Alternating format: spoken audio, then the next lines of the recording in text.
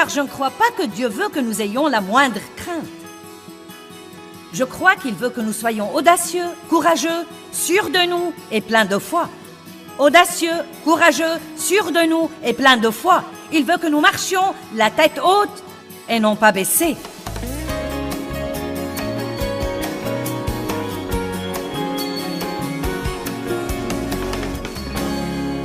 Eh bien, Dieu nous donne la foi. Romains 12, 3 dit « Dieu a donné à chacun une mesure de foi. » Donc, vous avez la foi. Vous ne devez pas prier pour avoir la foi. Je ne dois pas prier pour l'avoir. Je dois simplement utiliser la foi que j'ai.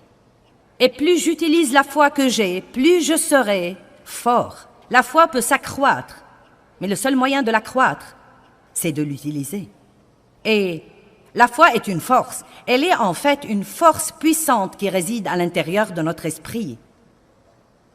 Et quand elle est libérée, des choses énormes peuvent arriver dans notre vie. Comme par exemple, la Bible dit, la prière du juste agit avec beaucoup de force. Donc la foi est une force efficace. Nous avons la foi. Mais je crois qu'il y a un genre de loi dans l'univers que j'appelle « utilisez-le ou perdez-le ». Et donc, si vous n'utilisez pas un muscle, il sera vraiment atrophié et affaibli. Et vous ne pourrez pas l'utiliser. Si vous avez un bras plâtré ou une jambe plâtrée, quand vous enlevez le plâtre qui a été là longtemps, le muscle sera vraiment affaibli et vous devez faire une thérapie pour le fortifier de nouveau. Et je crois qu'il en est de même pour notre foi. Dieu a donné à chacun une mesure de foi, pas n'importe quel genre de foi, mais une mesure de foi divine. Vous devez avoir la foi, sinon vous ne sortirez même pas du lit le matin. Quand vous sortez du lit le matin, vous avez foi en vos pieds et dans le plancher, et si les deux se réunissent, vous pourrez vous tenir debout. Nous opérons donc tout le temps par la foi, par un genre de foi naturelle. Il faut de la foi pour rouler dans la circulation. Amen. Vous devez avoir la foi pour élever vos enfants. Vous devez avoir la foi pour vous marier et rester marié longtemps. Vous devez avoir beaucoup de foi, mais quand nous commençons à comprendre que la foi que nous avons comme croyants en Christ est une foi divine et que c'est en fait la foi de Dieu qui est en nous, que ce n'est pas un genre de foi humaine par lequel nous nous levons le matin et nous posons nos pieds sur le plancher, mais que la foi que nous avons est une foi divine spéciale. Et Paul a même dit qu'il est arrivé au point où il vivait par cette foi. Il a dit, ce n'est plus moi qui vis, mais Christ qui vit en moi, car ma vie présente dans la chair, je la vis dans la foi au Fils de Dieu, qui m'a aimé et s'est livré pour moi. Maintenant, la foi n'est pas forcément quelque chose que nous ressentons ou que nous voyons. La foi est une décision que nous prenons concernant à qui nous allons faire confiance. Je veux répéter. La foi n'est pas un sentiment que nous attendons d'avoir. Je ne dis pas « Oh, je me sens pleine de foi ce soir ». Vous savez, parfois, je me sens vraiment ointe et remplie de l'Esprit de Dieu quand je monte en chair. Et parfois, je ne le sens pas du tout. Mais j'ai découvert que si nous fonçons vraiment dans la foi, Dieu nous retrouve toujours quand nous faisons ce pas de foi et il nous aide à arriver là où nous devons être. Mais si nous restons là, à attendre de ressentir quelque chose, nous pouvons attendre éternellement. Car la foi est la substance des choses que nous ne voyons pas et la substance des choses que nous ne ressentons pas. Elle est en fait, dit la Bible, un témoignage. C'est un témoignage spirituel, comme quoi nous faisons confiance à Dieu. Et vous savez, il y a toutes sortes de gens qui défilent à l'église tous les dimanches et n'apprennent jamais à exercer ou à libérer leur foi. La foi est une force qui réside au-dedans de nous et je crois que nous pouvons la libérer de 3 façons. En priant, en parlant et en faisant. En priant dans la foi et en disant quelque chose dans la foi. Je parle toujours de l'importance de confesser la parole de Dieu à haute voix. Si nous n'apprenons pas à arrêter de dire ce que nous ressentons et ce que nous pensons et à commencer à dire ce que dit Dieu, nous aurons toujours des ennuis. Il n'y a pas un seul séminaire que je fais n'importe où je ne parle pas quelque part dans ce séminaire, et probablement à plusieurs reprises, où je ne parle pas de l'importance de s'accorder verbalement avec Dieu et de confesser la parole de Dieu à haute voix. Et je peux vous le prouver par beaucoup de textes bibliques. Donc la foi est libérée. Quand je dis que je crois que je trouve grâce partout où que j'aille, c'est un texte biblique. Et si je le dis, ça aide à renouveler ma pensée de nouveau, comme quoi je peux me fier à Dieu. Je peux libérer ma foi quand je sors de la maison pour que Dieu me donne grâce partout où que j'aille et fasse que des choses spéciales se produisent dans ma vie. J'étais avec quelqu'un l'autre jour et il n'a pas eu la place de stationnement qu'il voulait et il a dit « Ça se comprend, c'est bien ma chance ». J'ai pensé, j'espère que tu me côtoieras assez longtemps pour changer cette attitude. Car vous savez, c'est l'attitude que le monde a et l'attitude que j'avais moi-même pendant très longtemps. Mais nous pouvons, en fait, libérer notre foi pour que Dieu nous donne grâce et pour qu'il fasse pour nous des choses qui nous laisseraient vraiment stupéfaits. De petites choses et de grandes choses. Et à vrai dire, je m'enthousiasme parfois pour les petites choses, beaucoup plus que pour certaines des grandes choses. Combien d'entre vous aiment observer la présence de Dieu dans votre vie de tous les jours qui fait que des choses se produisent et par lesquelles vous savez que c'est vraiment Dieu qui vous dit « Je suis là, je suis là ». Et à vrai dire, quand je repense à toutes les années, des années et des années où j'allais à l'église, et j'aimais Dieu. Et oui, j'ai entendu parler de se fier à Dieu pour le salut, et j'y ai cru, et j'ai cru que j'étais sauvée, que j'irais au ciel si je mourais. Mais je ne savais vraiment rien sur la foi. Sur la vraie foi. Non, mais j'étais au courant de la foi qui sauve. Mais je ne savais rien sur ce merveilleux don de foi que Dieu nous a donné, qui peut apporter la guérison dans nos vies, et peut nous aider à vivre libérés de la culpabilité et de la condamnation, et peut nous permettre de faire de grandes choses, des choses que nous ne savons même pas faire. Et je veux vraiment vous encourager à ne jamais paresser et à ne jamais laisser ce merveilleux don de foi sommeiller en vous pendant que vous restez là à attendre un sentiment pour vous motiver à faire ce que vous devriez faire dans la foi. Et si vous le faites dans la foi, rappelez-vous que cela veut normalement dire que vous le faites sans sentiment et très souvent sans voir le résultat à ce moment-là. La Bible dit, quand vous priez dans la foi, croyez que ce que vous dites arrivera et il vous sera accordé. Elle ne dit pas que vous l'avez déjà, mais elle dit, quand vous priez dans la foi, croyez que ce que vous dites arrivera et il vous sera accordé. Eh bien, qu'est-ce qui se passe entre la prière, la libération de votre foi et croire ce que vous dites arrivera? Qu'est-ce qui se passe entre ça et l'exaucement? Beaucoup de patience et beaucoup de mensonges de Satan. Et nous allons parler de tout ça. J'effleure certaines des choses dont nous allons parler ici ce week-end. Donc, la foi ne vous sert à rien si vous ne la libérez pas. Vous libérez votre foi en priant et en parlant. Vous pouvez libérer votre foi toute la journée juste en apprenant à confesser la parole à haute voix. Levez-vous le matin et dites « Dieu m'aime ». Je suis la justice de Dieu en Christ. Mes péchés me sont pardonnés. Ce sera une merveilleuse journée. Quelque chose de bien va m'arriver aujourd'hui. Quelque chose de bien va arriver par moi aujourd'hui. Eh bien, c'est en fait une façon différente de prier. Je me rappelle que Dave m'a dit une fois, et Dieu s'y prend avec les différentes personnes de différentes façons, mais je me rappelle que Dave m'a dit une fois, la foi, c'est une prière. Et je savais ce qu'il voulait dire. Quand, juste ce simple, je me fie à toi, Dieu. C'est une prière. Mais si souvent nous faisons de la prière une si rude épreuve, et nous la compliquons, et nous la légalisons au point où nous la faisons par devoir, mais nous n'en jouissons vraiment pas. La prière est puissante. Elle change vraiment les choses. Mais nous devons prier dans la foi. Maintenant, je crois que nous avons tous probablement beaucoup de craintes. Des tas de petites craintes. D'habitude, quand ce sont de grandes craintes, vous savez qu'elles sont là. Mais je crois que nous avons tous probablement des tas de petites craintes auxquelles nous nous sommes habitués et que nous devons tolérer si longtemps que nous ne nous rendons peut-être pas compte que nous les avons. Qu'en pensez-vous? Vous pensez que c'est possible? Combien d'entre vous pensent que c'est possible? Je me demande combien de fois nous pensons « Oh, je crois que je vais faire ça ».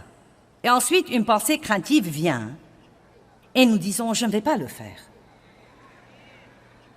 Et nous n'arrêtons même pas pour dire « Dieu, est-ce quelque chose que tu veux que je fasse ?» Car quand la Bible dit « Ne craignez pas », elle ne dit pas de ne pas ressentir la crainte. Cela veut en fait dire que quand vous ressentez la crainte, ne la laissez pas vous arrêter. Le courage n'est pas l'absence de la crainte, c'est de foncer face à la crainte. Nous devons donc apprendre à, si je vais faire quelque chose et que cette pensée craintive vient, je dois penser à ce que je pense et me rendre compte que c'est probablement le diable qui essaye de m'empêcher de faire quelque chose que Dieu veut que je fasse. Et je peux aborder le problème à l'instant même et dire « Je ne vais pas vivre dans la crainte ». Je ne vais pas vivre dans la crainte. C'est le moment de parler à haute voix. Je ne vais pas vivre dans la crainte parce que Dieu est avec moi et aller de l'avant. Aller de l'avant. Vous savez quoi? Je suis furieuse contre le diable parce qu'en fait, il vole vraiment la destinée des gens par la crainte. Et je ne veux pas que vous laissiez le diable vous voler votre destinée.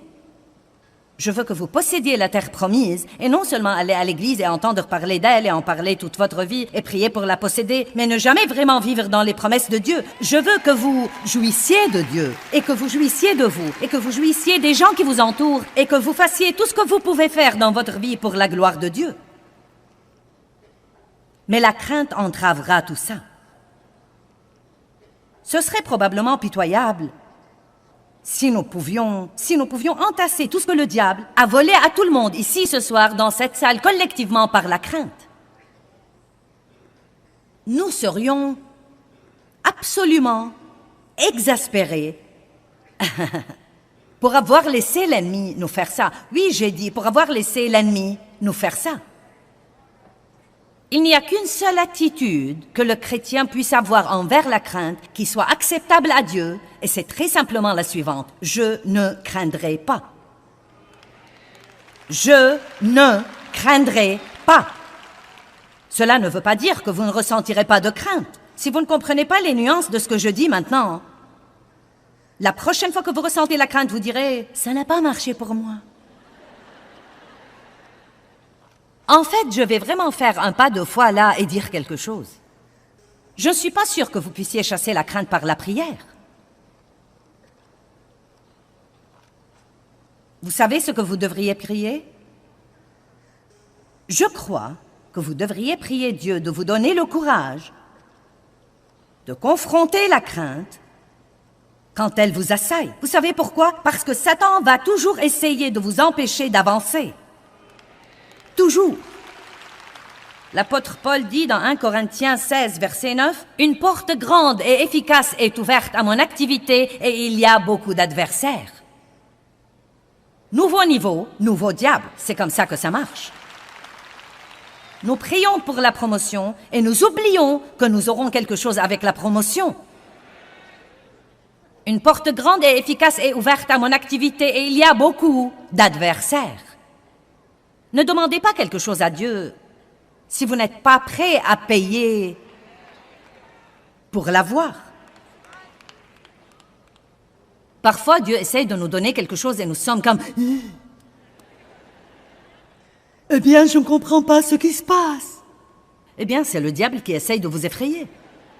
Vous devez donc dire « Je ne craindrai pas ». Tant que vous êtes sûr et que vous savez dans votre cœur que vous faites ce que vous croyez que Dieu vous mène à faire ou vous a demandé de faire, ou si c'est quelque chose dans la parole de Dieu, à ce moment-là, vous devez aller de l'avant. La crainte veut dire abandonner, s'enfuir. Et il y a tant de sortes différentes de craintes. Non, mais je les ai cherchées dans le dictionnaire une fois, et je les ai cherchées dans l'encyclopédie, et c'est la crainte de ceci, et la crainte, et la crainte, et la crainte, et cette phobie. Et vous savez, je vais me prêcher moi-même ce week-end aussi bien que vous. Car bien que je ne sois pas une personne vraiment craintive, je sais qu'il y a de petites craintes que j'ai probablement tolérées dans ma vie. Et je ne veux plus ça, car je ne crois pas que Dieu veut que nous ayons la moindre crainte. Je crois qu'il veut que nous soyons audacieux, courageux, sûrs de nous et pleins de foi. Audacieux, courageux, sûrs de nous et pleins de foi. Il veut que nous marchions la tête haute et non pas baissée. Il veut que nous ayons un but et non pas traîner les pieds comme si nous n'en avions pas. Il ne nous veut pas les bras ballants, il nous veut vigilants. Il ne nous veut pas inactifs à cause de la crainte. Il nous veut actifs et que nous causions au diable tous les jours une dépression. Je ne craindrai pas. Je ne craindrai pas. Que me feraient les hommes? Si Dieu est pour moi, qui sera contre moi? Si Dieu est pour moi, de qui aurais-je peur? Alléluia. Mais Joyce, je ne sais pas ce qui va arriver. Qui le sait? Moi non plus. Vous savez quoi? Même si vous croyez que vous savez, vous ne savez pas. Eh bien, Dieu m'a dit. Peut-être qu'il vous a dit ce qui va arriver, mais je parie qu'il ne vous a pas dit quand. Et donc, vous serez testé comme tous les autres. Oh, tu as inventé ça, Dieu ne te l'a pas dit, ça ne va jamais arriver, tu ferais aussi bien de l'oublier. Combien de craintes est-ce que nous tolérons dans nos vies? Père, je prie en ce moment au nom de Jésus que la moindre crainte que nous tolérons dans nos vies, par paresse ou parce que nous l'avons tolérée si longtemps que nous ne reconnaissons même plus ce qu'elle est, je prie que tu nous la révèles et que, une par une, nous résistons et nous luttions contre la crainte jusqu'à ce que nous soyons complètement libérés de son tourment. Au nom de Jésus. Amen. Marc chapitre 11 va plutôt être notre texte de base ici ce week-end. Je veux vous répéter ceci assez de fois pour qu'il résonne dans vos cœurs quand vous partirez d'ici. Marc 11, 22.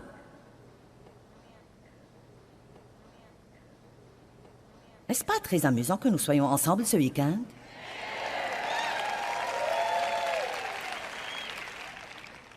Marc 11, 22. Et Jésus répondit et dit, « Ayez foi en Dieu constamment. » J'aime vraiment ça. Maintenant, continuons. En vérité, je vous le dis, si quelqu'un dit à cette montagne, « ôte-toi de là et jette-toi dans la mer », vous devez dire quelque chose. Et s'il ne doute pas, nous allons parler de ça demain, du tout en son cœur, mais croit que ce qu'il dit arrivera, cela lui sera accordé. C'est pourquoi je vous dis, tout ce que vous demandez en priant, croyez, ayez confiance que vous l'avez reçu et cela vous sera accordé.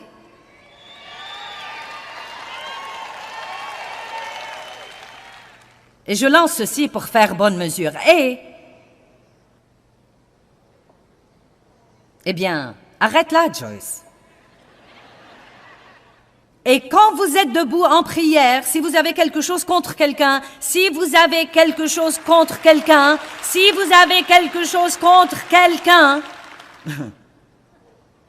oubliez, pardonnez-lui, laissez tomber, oubliez. Pour que votre Père qui est aux cieux vous pardonne aussi vos péchés et vos fautes, et les oublie et les laisse tomber. Maintenant, le verset 26. Mais... croyez-moi, c'est les « et les « si » et les « mais » dans la Bible qui changent vraiment tout. Mais si vous ne pardonnez pas, votre Père qui est aux cieux non plus ne vous pardonnera pas vos fautes et vos défauts. Maintenant, vous savez, ça n'a rien de mystérieux. Ça n'a pas besoin de compréhension ou d'interprétation. Ça n'a même pas besoin de révélation. Si vous êtes fâché à cause de quoi que ce soit contre quiconque, offensé, amer, plein de ressentiment ou quoi que ce soit, vous dites, eh bien Joyce, ça ne peut pas inclure ce qu'on m'a fait. Vous savez pourquoi? Parce que vous ne voulez pas que votre foi ne travaille pas parce que vous vous accrochez à un quelconque sentiment et que vous êtes fâché contre quelqu'un qui est probablement sorti d'un musée et se fiche pas mal de ce que vous soyez vexé. Amen. Certains d'entre vous sont même fâchés contre des personnes qui sont mortes. Mais à quel point c'est stupide.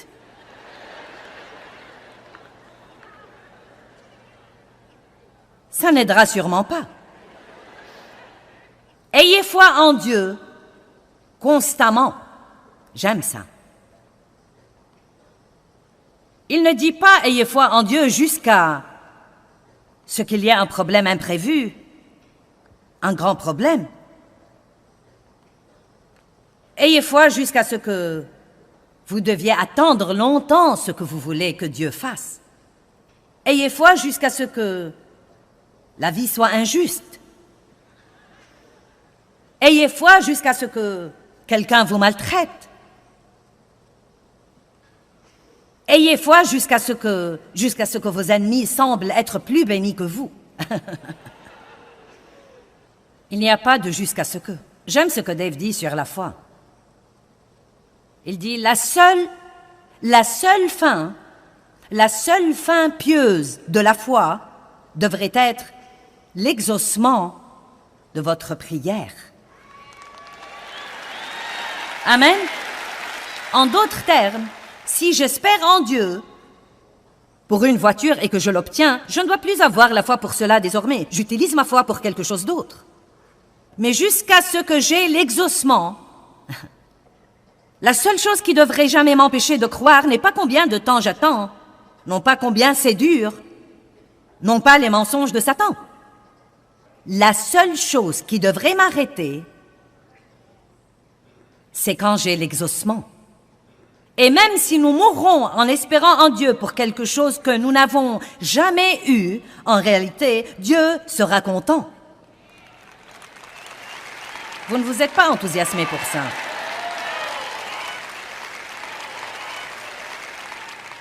Vous voyez, à l'instant où j'ai dit ça, vous avez eu peur.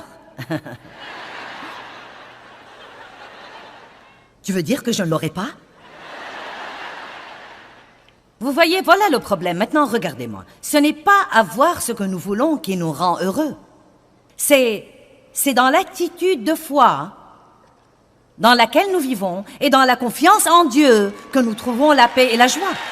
Romains 15, verset 13 dit « La joie et la paix se trouvent dans la foi ». Il ne dit pas « La joie et la paix se trouvent dans l'obtention de tout ce que vous voulez ». Vous pouvez donc être aussi heureux si vous avez un cœur plein de foi que si vous avez votre exaucement. Et je sais que vous ne croyez probablement pas ça, mais... C'est vrai, nous nous rendons malheureux pendant notre attente. Vous pouvez soit attendre avec le doute et l'incroyance, soit avec un cœur de foi qui dit « Dieu, je crois que tu travailles en ce moment et que tu n'es pas un homme pour mentir et je crois que tu ne tardes pas. Et je crois que si c'est ce que je suis censé avoir, tu me le donneras et personne ne t'arrêtera. » Et ensuite, vous pourriez ajouter ça « Et Dieu, si tu ne veux pas que je l'ai à ce moment-là, je ne le veux pas. »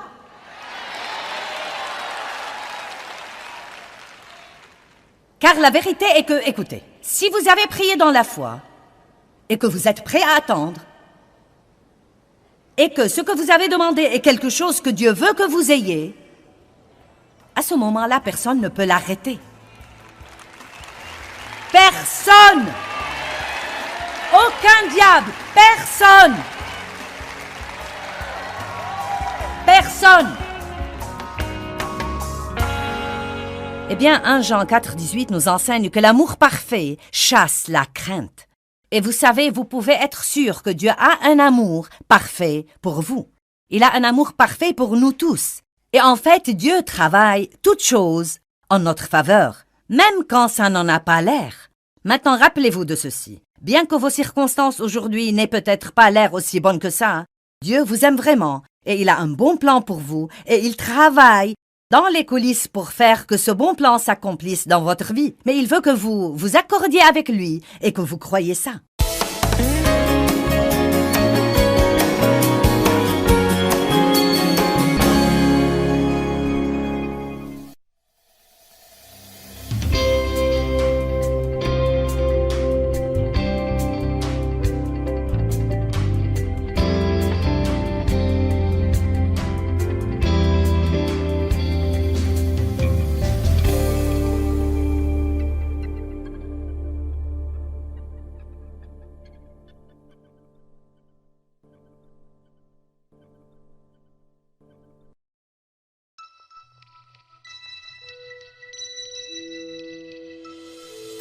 car je ne crois pas que Dieu veut que nous ayons la moindre crainte.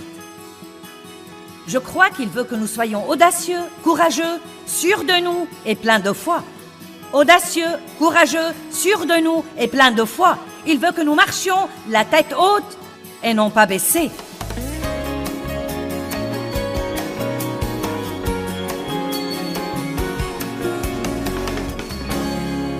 Eh bien, Dieu nous donne la foi. Romains 12, 3 dit « Dieu a donné à chacun une mesure de foi. » Donc, vous avez la foi. Vous ne devez pas prier pour avoir la foi. Je ne dois pas prier pour l'avoir. Je dois simplement utiliser la foi que j'ai. Et plus j'utilise la foi que j'ai, plus je serai fort. La foi peut s'accroître, mais le seul moyen de l'accroître, c'est de l'utiliser. Et la foi est une force. Elle est en fait une force puissante qui réside à l'intérieur de notre esprit. Et quand elle est libérée, des choses énormes peuvent arriver dans notre vie. Comme par exemple, la Bible dit « La prière du juste agit avec beaucoup de force. » Donc la foi est une force efficace. Nous avons la foi. Mais je crois qu'il y a un genre de loi dans l'univers que j'appelle « utilisez-le ou perdez-le ». Et donc, si vous n'utilisez pas un muscle, il sera vraiment atrophié et affaibli. Et vous ne pourrez pas l'utiliser. Si vous avez un bras plâtré ou une jambe plâtrée, quand vous enlevez le plâtre qui a été là longtemps, le muscle sera vraiment affaibli et vous devez faire une thérapie pour le fortifier de nouveau. Et je crois qu'il en est de même pour notre foi. Dieu a donné à chacun une mesure de foi, pas n'importe quel genre de foi, mais une mesure de foi divine. Vous devez avoir la foi, sinon vous ne sortirez même pas du lit le matin. Quand vous sortez du lit le matin, vous avez foi en vos pieds et dans le plancher. Et si les deux se réunissent, vous pourrez vous tenir debout. Nous opérons donc tout le temps par la foi, par un genre de foi naturelle. Il faut de la foi pour rouler dans la circulation. Amen. Vous devez avoir la foi pour élever vos enfants. Vous devez avoir la foi pour vous marier et rester marié longtemps. Vous devez avoir beaucoup de foi, mais quand nous commençons à comprendre que la foi que nous avons comme croyants en Christ est une foi divine et que c'est en fait la foi de Dieu qui est en nous, que ce n'est pas un genre de foi humaine par lequel nous nous levons le matin et nous posons nos pieds sur le plancher, mais que la foi que nous avons est une foi divine spéciale. Et Paul a même dit qu'il est arrivé au point où il vivait par cette foi. Il a dit « Ce n'est plus moi qui vis, mais Christ qui vit en moi, car ma vie présente dans la chair, je la vis dans la foi au Fils de Dieu, qui m'a aimé et s'est livré pour moi. » Maintenant, la foi n'est pas forcément quelque chose que nous ressentons ou que nous voyons. La foi est une décision que nous prenons concernant à qui nous allons faire confiance. Je veux répéter. La foi n'est pas un sentiment que nous attendons d'avoir. Je ne dis pas « Oh, je me sens pleine de foi ce soir. » Vous savez, parfois, je me sens vraiment ointe et remplie de l'Esprit de Dieu quand je monte en chair. Et parfois, je ne le sens pas du tout. Mais j'ai découvert que si nous fonçons vraiment dans la foi, Dieu nous retrouve toujours quand nous faisons ce pas de foi et il nous aide à arriver là où nous devons être. Mais si nous restons là, à attendre de ressentir quelque chose, nous pouvons attendre éternellement. Car la foi est la substance des choses que nous ne voyons pas et la substance des choses que nous ne ressentons pas. Elle est en fait, dit la Bible, un témoignage. C'est un témoignage spirituel, comme quoi nous faisons confiance à Dieu. Et vous savez, il y a toutes sortes de gens qui défilent à l'église tous les dimanches et n'apprennent jamais à exercer ou à libérer leur foi. La foi est une force qui réside au-dedans de nous et je crois que nous pouvons la libérer de 3 façons. En priant, en parlant et en faisant. En priant dans la foi et en disant quelque chose dans la foi. Je parle toujours de l'importance de confesser la parole de Dieu à haute voix. Si nous n'apprenons pas à arrêter de dire ce que nous ressentons et ce que nous pensons et à commencer à dire ce que dit Dieu, nous aurons toujours des ennuis.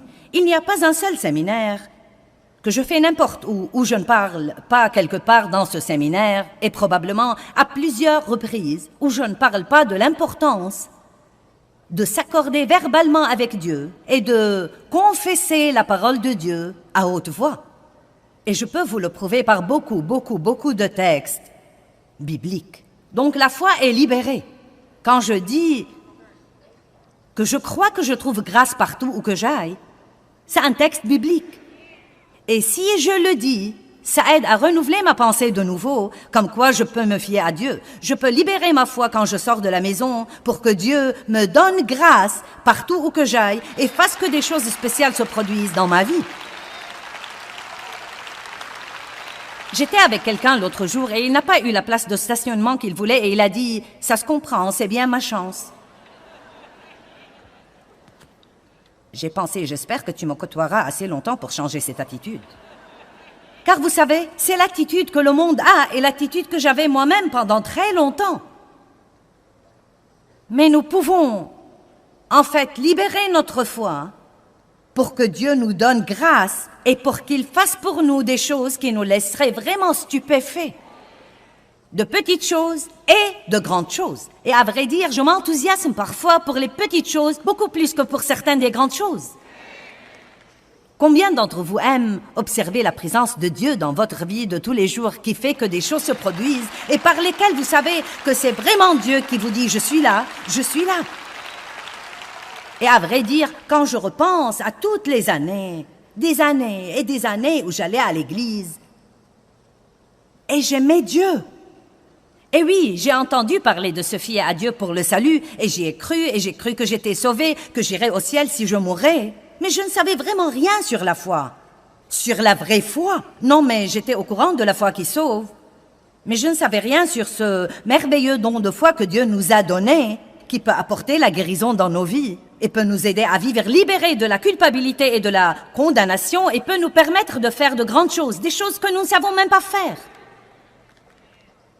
Et je veux vraiment vous encourager à ne jamais paresser et à ne jamais laisser ce merveilleux don de foi sommeiller en vous pendant que vous restez là à attendre un sentiment pour vous motiver à faire ce que vous devriez faire dans la foi. Et si vous le faites dans la foi, rappelez-vous que cela veut normalement dire que vous le faites sans sentiment et très souvent sans voir le résultat à ce moment-là.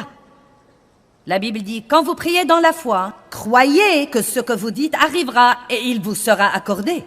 Elle ne dit pas que vous l'avez déjà, mais elle dit, quand vous priez dans la foi, croyez que ce que vous dites arrivera et il vous sera accordé.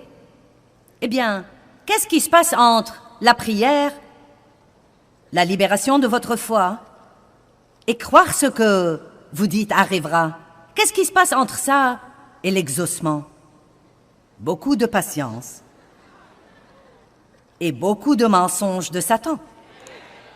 Et nous allons parler de tout ça. J'effleure certaines des choses dont nous allons parler ici ce week-end. Donc, la foi ne vous sert à rien si vous ne la libérez pas. Vous libérez votre foi en priant et en parlant. Vous pouvez libérer votre foi toute la journée juste en apprenant à confesser la parole à haute voix. Levez-vous le matin et dites « Dieu m'aime ». Je suis la justice de Dieu en Christ. Mes péchés me sont pardonnés. Ce sera une merveilleuse journée. Quelque chose de bien va m'arriver aujourd'hui. Quelque chose de bien va arriver par moi aujourd'hui. Eh bien, c'est en fait une façon différente de prier. Je me rappelle que Dave m'a dit une fois, et Dieu s'y prend avec les différentes personnes de différentes façons, mais je me rappelle que Dave m'a dit une fois, la foi, c'est une prière. Et je savais ce qu'il voulait dire. Quand, juste ce simple, je me fie à toi, Dieu. C'est une prière. Mais si souvent nous faisons de la prière une si rude épreuve, et nous la compliquons, et nous la légalisons au point où nous la faisons par devoir, mais nous n'en jouissons vraiment pas. La prière est puissante. Elle change vraiment les choses. Mais nous devons prier dans la foi. Maintenant, je crois que nous avons tous probablement beaucoup de craintes. Des tas de petites craintes. D'habitude, quand ce sont de grandes craintes, vous savez qu'elles sont là. Mais je crois que nous avons tous probablement des tas de petites craintes auxquelles nous nous sommes habitués et que nous devons tolérer si longtemps que nous ne nous rendons peut-être pas compte que nous les avons. Qu'en pensez-vous? Vous pensez que c'est possible? Combien d'entre vous pensent que c'est possible? Je me demande combien de fois nous pensons « Oh, je crois que je vais faire ça ». Et ensuite, une pensée craintive vient et nous disons « Je ne vais pas le faire ». Et nous n'arrêtons même pas pour dire « Dieu, est-ce quelque chose que tu veux que je fasse ?» Car quand la Bible dit « Ne craignez pas », elle ne dit pas de ne pas ressentir la crainte. Cela veut en fait dire que quand vous ressentez la crainte, ne la laissez pas vous arrêter. Le courage n'est pas l'absence de la crainte, c'est de foncer face à la crainte. Nous devons donc apprendre à, si je vais faire quelque chose et que cette pensée craintive vient, je dois penser à ce que je pense et me rendre compte que c'est probablement le diable qui essaye de m'empêcher de faire quelque chose que Dieu veut que je fasse. Et je peux aborder le problème à l'instant même et dire « Je ne vais pas vivre dans la crainte ». Je ne vais pas vivre dans la crainte. C'est le moment de parler à haute voix. Je ne vais pas vivre dans la crainte parce que Dieu est avec moi et aller de l'avant. Aller de l'avant. Vous savez quoi? Je suis furieuse contre le diable parce qu'en fait, il vole vraiment la destinée des gens par la crainte. Et je ne veux pas que vous laissiez le diable vous voler votre destinée. Je veux que vous possédiez la terre promise et non seulement aller à l'église et entendre parler d'elle et en parler toute votre vie et prier pour la posséder, mais ne jamais vraiment vivre dans les promesses de Dieu. Je veux que vous jouissiez de Dieu et que vous jouissiez de vous et que vous jouissiez des gens qui vous entourent et que vous fassiez tout ce que vous pouvez faire dans votre vie pour la gloire de Dieu. Mais la crainte entravera tout ça. Ce serait probablement pitoyable si nous pouvions entasser tout ce que le diable a volé à tout le monde ici ce soir dans cette salle collectivement par la crainte. Nous serions absolument exaspérés pour avoir laissé l'ennemi nous faire ça. Oui, j'ai dit pour avoir laissé l'ennemi nous faire ça. Il n'y a qu'une seule attitude que le chrétien puisse avoir envers la crainte qui soit acceptable à Dieu, et c'est très simplement la suivante. Je ne craindrai pas. Je ne craindrai pas. Cela ne veut pas dire que vous ne ressentirez pas de crainte. Si vous ne comprenez pas les nuances de ce que je dis maintenant, la prochaine fois que vous ressentez la crainte, vous direz « Ça n'a pas marché pour moi ». En fait, je vais vraiment faire un pas de foi là et dire quelque chose. Je ne suis pas sûre que vous puissiez chasser la crainte par la prière. Vous savez ce que vous devriez prier? Je crois que vous devriez prier Dieu de vous donner le courage de confronter la crainte quand elle vous assaille. Vous savez pourquoi? Parce que Satan va toujours essayer de vous empêcher d'avancer. Toujours. L'apôtre Paul dit dans 1 Corinthiens 16, verset 9, « Une porte grande et efficace est ouverte à mon activité et il y a beaucoup d'adversaires. » Nouveau niveau, nouveau diable. C'est comme ça que ça marche. Nous prions pour la promotion et nous oublions que nous aurons quelque chose avec la promotion. Une porte grande et efficace est ouverte à mon activité et il y a beaucoup d'adversaires. Ne demandez pas quelque chose à Dieu si vous n'êtes pas prêt à payer pour l'avoir. Parfois, Dieu essaie de nous donner quelque chose et nous sommes comme « Eh bien, je ne comprends pas ce qui se passe. » Eh bien, c'est le diable qui essaye de vous effrayer. Vous devez donc dire « Je ne craindrai pas ». Tant que vous êtes sûr et que vous savez dans votre cœur que vous faites ce que vous croyez que Dieu vous mène à faire ou vous a demandé de faire, ou si c'est quelque chose dans la parole de Dieu, à ce moment-là, vous devez aller de l'avant. La crainte veut dire abandonner, s'enfuir. Et il y a tant de sortes différentes de craintes. Non, mais je les ai cherchées dans le dictionnaire une fois, et je les ai cherchées dans l'encyclopédie, et c'est la crainte de ceci, et la crainte, et la crainte, et la crainte, et cette phobie, phobie, phobie, phobie. Et vous savez, je vais me prêcher moi-même ce week-end aussi bien que vous. Car bien que je ne sois pas une personne vraiment craintive, je sais qu'il y a de petites craintes que j'ai probablement tolérées dans ma vie. Et je ne veux plus ça, car je ne crois pas que Dieu veut que nous ayons la moindre crainte. Je crois qu'il veut que nous soyons audacieux, courageux, sûrs de nous et pleins de foi. Audacieux, courageux, sûrs de nous et pleins de foi. Il veut que nous marchions la tête haute et non pas baissée. Il veut que nous ayons un but et non pas traîner les pieds comme si nous n'en avions pas. Il ne nous veut pas les bras ballants, il nous veut vigilants. Il ne nous veut pas inactifs à cause de la crainte. Il nous veut actifs et que nous causions au diable tous les jours une dépression. Je ne craindrai pas. Je ne craindrai pas.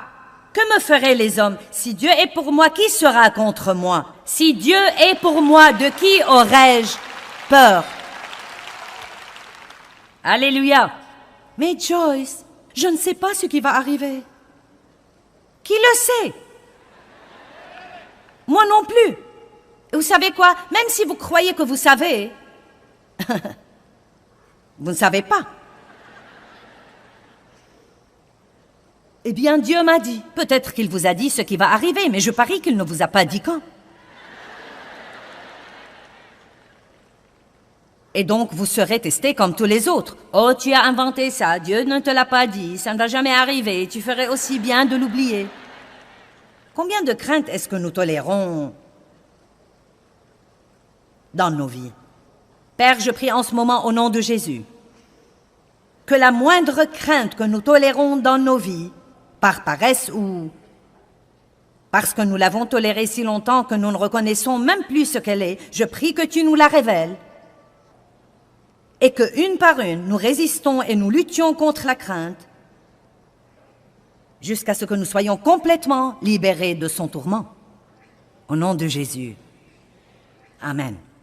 Marc chapitre 11 va plutôt être notre texte de base ici ce week-end. Je veux vous répéter ceci assez de fois pour qu'il résonne dans vos cœurs quand vous partirez d'ici. Marc 11, 22.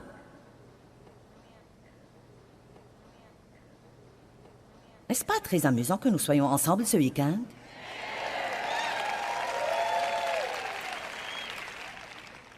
Marc 11, 22. Et Jésus répondit et dit, « Ayez foi en Dieu constamment. »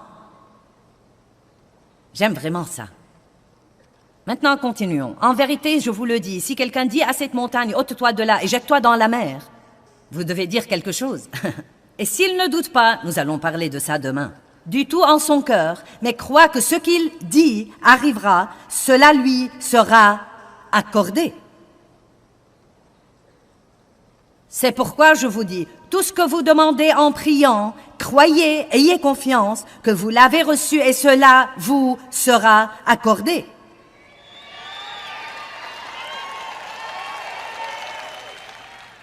Et je lance ceci pour faire bonne mesure. Eh bien, arrête là, Joyce. Et quand vous êtes debout en prière, si vous avez quelque chose contre quelqu'un, si vous avez quelque chose contre quelqu'un, si vous avez quelque chose contre quelqu'un, oubliez, pardonnez-lui, laissez tomber, oubliez. Pour que votre Père qui est aux cieux vous pardonne aussi vos péchés et vos fautes, et les oublie et les laisse tomber. Maintenant, le verset 26. Mais, croyez-moi, c'est les et les si et les mais dans la Bible qui changent vraiment tout. Mais si vous ne pardonnez pas, votre Père qui est aux cieux non plus ne vous pardonnera pas vos fautes et vos défauts. Maintenant, vous savez, ça n'a rien de mystérieux. Ça n'a pas besoin de compréhension ou d'interprétation. Ça n'a même pas besoin de révélation. Si vous êtes fâché à cause de quoi que ce soit contre quiconque, offensé, amer, plein de ressentiment ou quoi que ce soit, vous dites, eh bien Joyce, ça ne peut pas inclure ce qu'on m'a fait. Vous savez pourquoi? Parce que vous ne voulez pas que votre foi ne travaille pas parce que vous vous accrochez à un quelconque sentiment et que vous êtes fâché contre quelqu'un qui est probablement sorti d'un musée et se fiche pas mal de ce que vous soyez vexé. Amen. Certains d'entre vous sont même fâchés contre des personnes qui sont mortes. Mais à quel point c'est stupide.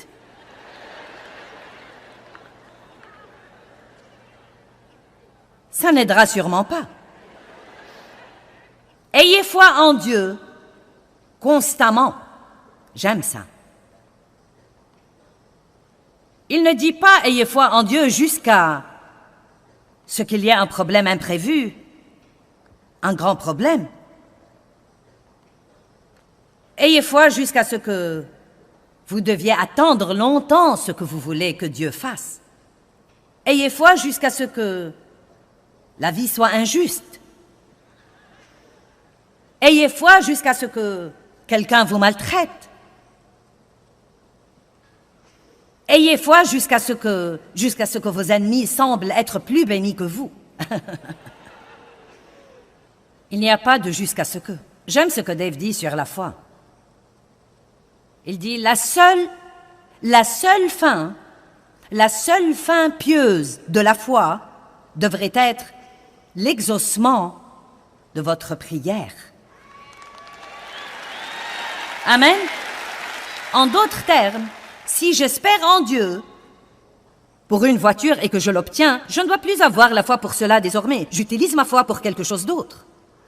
Mais jusqu'à ce que j'ai l'exaucement, la seule chose qui devrait jamais m'empêcher de croire n'est pas combien de temps j'attends, non pas combien c'est dur, non pas les mensonges de Satan. La seule chose qui devrait m'arrêter, c'est quand j'ai l'exaucement. Et même si nous mourrons en espérant en Dieu pour quelque chose que nous n'avons jamais eu, en réalité, Dieu sera content. Vous ne vous êtes pas enthousiasmé pour ça.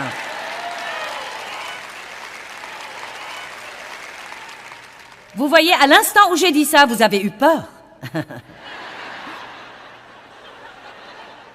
Tu veux dire que je ne l'aurais pas?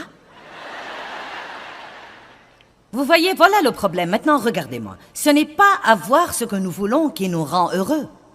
C'est dans l'attitude de foi dans laquelle nous vivons et dans la confiance en Dieu que nous trouvons la paix et la joie. Romains 15, verset 13 dit « La joie et la paix se trouvent dans la foi ». Il ne dit pas « La joie et la paix se trouvent dans l'obtention de tout ce que vous voulez ». Vous pouvez donc être aussi heureux si vous avez un cœur plein de foi que si vous avez votre exaucement. Et je sais que vous ne croyez probablement pas ça, mais... C'est vrai, nous nous rendons malheureux pendant notre attente. Vous pouvez soit attendre avec le doute et l'incroyance, soit avec un cœur de foi qui dit « Dieu, je crois que tu travailles en ce moment et que tu n'es pas un homme pour mentir et je crois que tu ne tardes pas. Et je crois que si c'est ce que je suis censé avoir, tu me le donneras et personne ne t'arrêtera. » Et ensuite, vous pourriez ajouter ça. Et Dieu, si tu ne veux pas que je l'ai à ce moment-là, je ne le veux pas.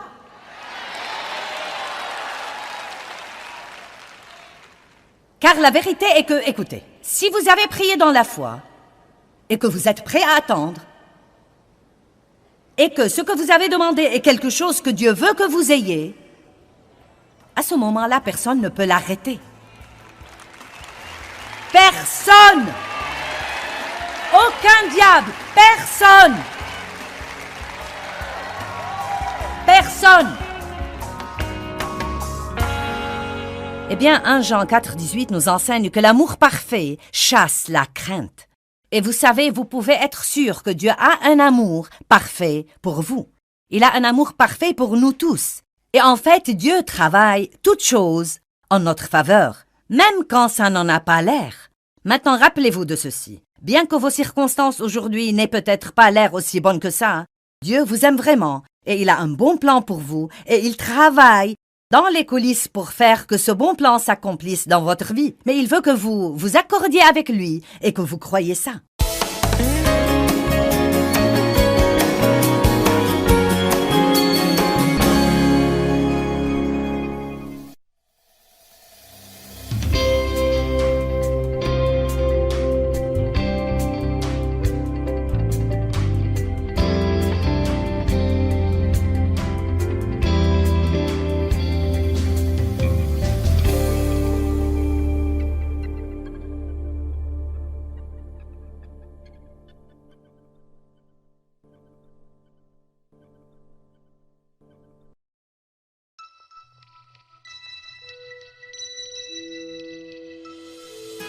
car je ne crois pas que Dieu veut que nous ayons la moindre crainte.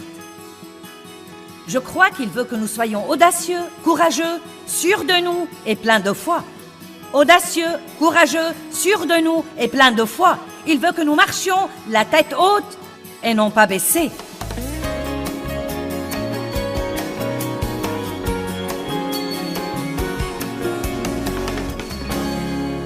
Eh bien, Dieu nous donne la foi.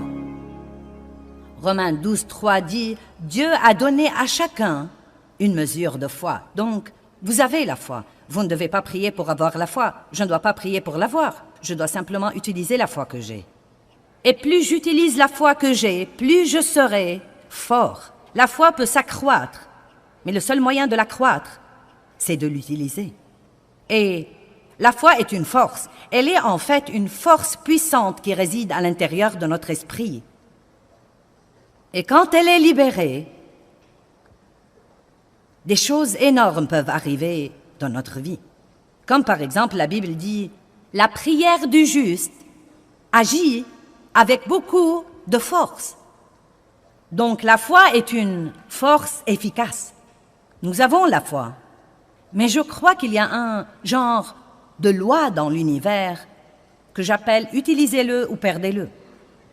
Et donc, si vous n'utilisez pas un muscle, il sera vraiment atrophié et affaibli. Et vous ne pourrez pas l'utiliser. Si vous avez un bras plâtré ou une jambe plâtrée, quand vous enlevez le plâtre qui a été là longtemps, le muscle sera vraiment affaibli et vous devez faire une thérapie pour le fortifier de nouveau. Et je crois qu'il en est de même pour notre foi. Dieu a donné à chacun une mesure de foi, pas n'importe quel genre de foi, mais une mesure de foi divine. Vous devez avoir la foi, sinon vous ne sortirez même pas du lit le matin. Quand vous sortez du lit le matin, vous avez foi en vos pieds et dans le plancher. Et si les deux se réunissent, vous pourrez vous tenir debout. Nous opérons donc tout le temps par la foi, par un genre de foi naturelle. Il faut de la foi pour rouler dans la circulation. Amen. Vous devez avoir la foi pour élever vos enfants. Vous devez avoir la foi pour vous marier et rester marié longtemps. Vous devez avoir beaucoup de foi, mais quand nous commençons à comprendre que la foi que nous avons comme croyants en Christ est une foi divine et que c'est en fait la foi de Dieu qui est en nous, que ce n'est pas un genre de foi humaine par lequel nous nous levons le matin et nous posons nos pieds sur le plancher, mais que la foi que nous avons est une foi divine spéciale. Et Paul a même dit qu'il est arrivé au point où il vivait par cette foi. Il a dit « Ce n'est plus moi qui vis, mais Christ qui vit en moi, car ma vie présente dans la chair, je la vis dans la foi au Fils de Dieu, qui m'a aimé et s'est livré pour moi. » Maintenant, la foi n'est pas forcément quelque chose que nous ressentons ou que nous voyons. La foi est une décision que nous prenons concernant à qui nous allons faire confiance. Je veux répéter. La foi n'est pas un sentiment que nous attendons d'avoir. Je ne dis pas « Oh, je me sens pleine de foi ce soir. » Vous savez, parfois, je me sens vraiment ointe et remplie de l'Esprit de Dieu quand je monte en chair. Et parfois, je ne le sens pas du tout. Mais j'ai découvert que si nous fonçons vraiment dans la foi, Dieu nous retrouve toujours quand nous faisons ce pas de foi et il nous aide à arriver là où nous devons être. Mais si nous restons là, à attendre de ressentir quelque chose, nous pouvons attendre éternellement. Car la foi est la substance des choses que nous ne voyons pas et la substance des choses que nous ne ressentons pas. Elle est en fait, dit la Bible, un témoignage. C'est un témoignage spirituel, comme quoi nous faisons confiance à Dieu. Et vous savez, il y a toutes sortes de gens qui défilent à l'église tous les dimanches et n'apprennent jamais à exercer ou à libérer leur foi. La foi est une force qui réside au-dedans de nous et je crois que nous pouvons la libérer de 3 façons. En priant, en parlant et en faisant. En priant dans la foi et en disant quelque chose dans la foi. Je parle toujours de l'importance de confesser la parole de Dieu à haute voix. Si nous n'apprenons pas à arrêter de dire ce que nous ressentons et ce que nous pensons et à commencer à dire ce que dit Dieu, nous aurons toujours des ennuis. Il n'y a pas un seul séminaire que je fais n'importe où je ne parle pas quelque part dans ce séminaire, et probablement à plusieurs reprises, où je ne parle pas de l'importance de s'accorder verbalement avec Dieu et de confesser la parole de Dieu à haute voix. Et je peux vous le prouver par beaucoup de textes bibliques. Donc la foi est libérée. Quand je dis que je crois que je trouve grâce partout où que j'aille, c'est un texte biblique. Et si je le dis, ça aide à renouveler ma pensée de nouveau, comme quoi je peux me fier à Dieu. Je peux libérer ma foi quand je sors de la maison pour que Dieu me donne grâce partout où que j'aille et fasse que des choses spéciales se produisent dans ma vie. J'étais avec quelqu'un l'autre jour et il n'a pas eu la place de stationnement qu'il voulait et il a dit « Ça se comprend, c'est bien ma chance ». J'ai pensé, j'espère que tu me côtoieras assez longtemps pour changer cette attitude. Car vous savez, c'est l'attitude que le monde a et l'attitude que j'avais moi-même pendant très longtemps. Mais nous pouvons, en fait, libérer notre foi pour que Dieu nous donne grâce et pour qu'il fasse pour nous des choses qui nous laisseraient vraiment stupéfaits. De petites choses et de grandes choses. Et à vrai dire, je m'enthousiasme parfois pour les petites choses, beaucoup plus que pour certaines des grandes choses. Combien d'entre vous aiment observer la présence de Dieu dans votre vie de tous les jours qui fait que des choses se produisent et par lesquelles vous savez que c'est vraiment Dieu qui vous dit « Je suis là, je suis là ». Et à vrai dire, quand je repense à toutes les années, des années et des années où j'allais à l'église, et j'aimais Dieu. Et oui, j'ai entendu parler de se fier à Dieu pour le salut, et j'y ai cru, et j'ai cru que j'étais sauvée, que j'irais au ciel si je mourais. Mais je ne savais vraiment rien sur la foi. Sur la vraie foi. Non, mais j'étais au courant de la foi qui sauve. Mais je ne savais rien sur ce merveilleux don de foi que Dieu nous a donné, qui peut apporter la guérison dans nos vies, et peut nous aider à vivre libérés de la culpabilité et de la condamnation, et peut nous permettre de faire de grandes choses, des choses que nous ne savons même pas faire.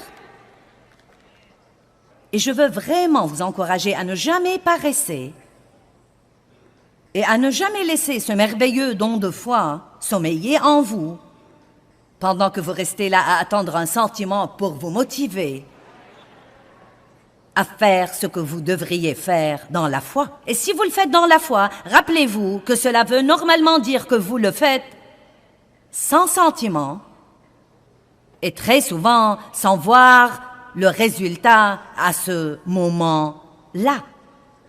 La Bible dit, quand vous priez dans la foi, croyez que ce que vous dites arrivera et il vous sera accordé. Elle ne dit pas que vous l'avez déjà, mais elle dit, quand vous priez dans la foi, croyez que ce que vous dites arrivera et il vous sera accordé.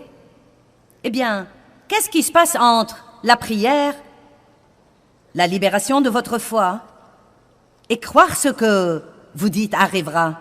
Qu'est-ce qui se passe entre ça et l'exaucement? Beaucoup de patience et beaucoup de mensonges de Satan. Et nous allons parler de tout ça. J'effleure certaines des choses dont nous allons parler ici ce week-end. Donc, la foi ne vous sert à rien si vous ne la libérez pas. Vous libérez votre foi en priant et en parlant. Vous pouvez libérer votre foi toute la journée juste en apprenant à confesser la parole à haute voix. Levez-vous le matin et dites « Dieu m'aime ».